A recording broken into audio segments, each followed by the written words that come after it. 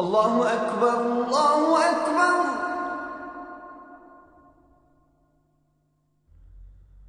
الله أكبر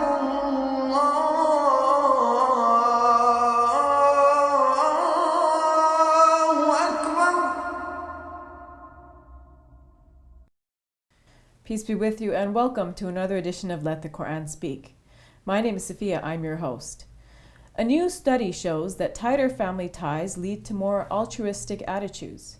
In fact, it found that people who were closer to their family were less likely to cheat or to lie. What is the role of family in promoting good values? We'll be looking at that a little bit later in the show. We'll also be taking a look at parables in the Quran. The Quran makes use of many literary techniques to convey its message and its moral principles. One of those are parables. And we'll be looking at what parables are, how the Quran uses them, and what messages they convey. Finally, we'll end with a question and answer period. With me is Brother Shabir Ali from the Islamic Information Center. Brother Shabir, welcome to Let the Quran Speak. My pleasure to be on. Now, let's look at this survey about family ties. And it found some very interesting things, that people who are closer to their families are less likely to think that cheating and lying are good things. Yes, I believe that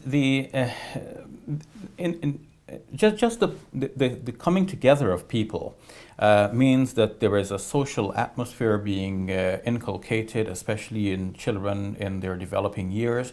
There is the idea of give and take, of doing things not for individual benefit, but for a social benefit. Mm-hmm. And one so becomes less interested in personal benefit. yes, And thinks more about others within the family.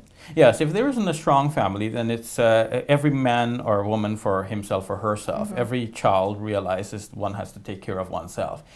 So being isolated allows a person to see the world only from his or her perspective and sees everything as outside, extraneous.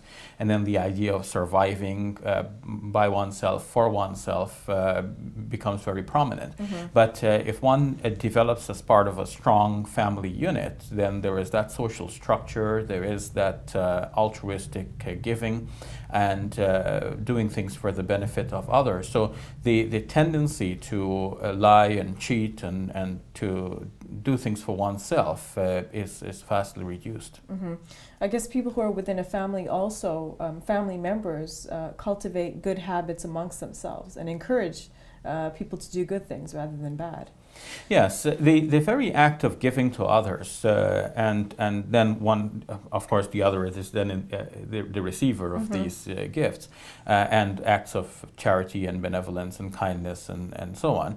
Then that rubs off on the individual. One sees that others may do something for me, so I don't have to do anything bad to get what I need. I may just ask for something and get it. So the family structure does help the person to develop in this way. Mm-hmm. What about the Muslim family structure? Does it encourage this as well? Yes, the Quran speaks about family members helping each other. The Quran says, "Al-mu'minuna wal-mu'minatu awliya ba'duhum awliya'u ba'd." The men and women, believers, are helpers and friends of each other. The Quran shows that there is a mutuality. People remind each other and steer each other towards goodness. The children are shown praying for their parents, and the parents are shown praying for their children, so that God can give them good manners and bring them up in the right way.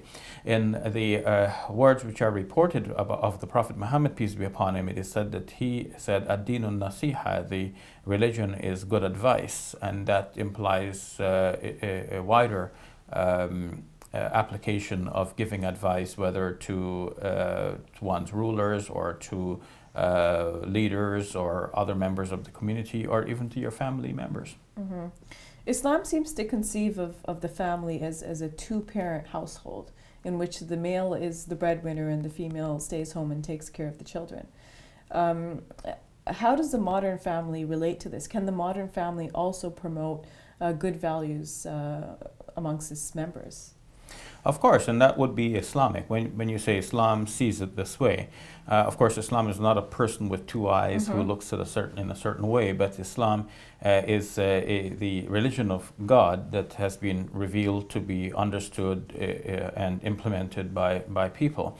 And so when people say that Islam says, it's really somebody said on behalf of Islam. So we can more correctly, I believe, say that in classical societies, things worked in this way. The man was the breadwinner and the woman was at home caring for the family. The man was the hunter, the woman was the gatherer in some very ancient anthropological situations.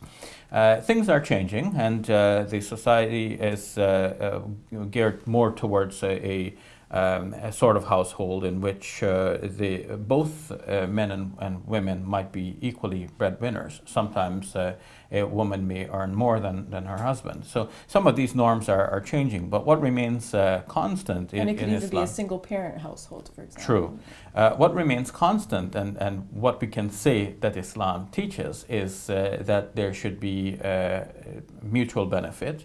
There should be sharing and cooperation and mutual respect and love and harmony in a household. And this, again, promotes the kinds of behavior that we're speaking of and that was highlighted in that article.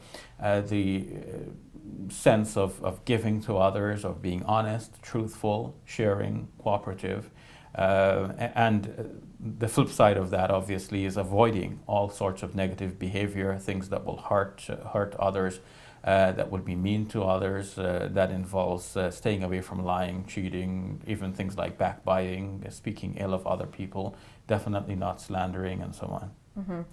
Now, does the family in Islam have an educative function? I mean, you talked about some of the good values that should be cultivated. Should they sort of come through indirectly through one's interactions, or does the family have a responsibility, or I guess the parents have a responsibility to inculcate those values purposefully amongst their children?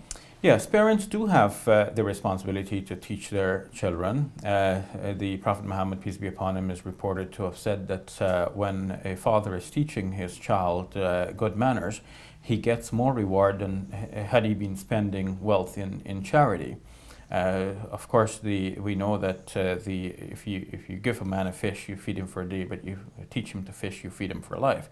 If you're giving charity, that is good. But if you're teaching your children to be good citizens, then their entire lives will be took to the benefit of other human beings and other citizens in their country. In fact, to the humanity on the whole. So that's why we can understand that, in this way we can understand that teaching one's children good manners, in fact, is worth more from the Islamic point of view than spending in charity. All right, thank you for that, Brother Shabir. You're welcome. We'll take a break, and when we return, parables in the Quran.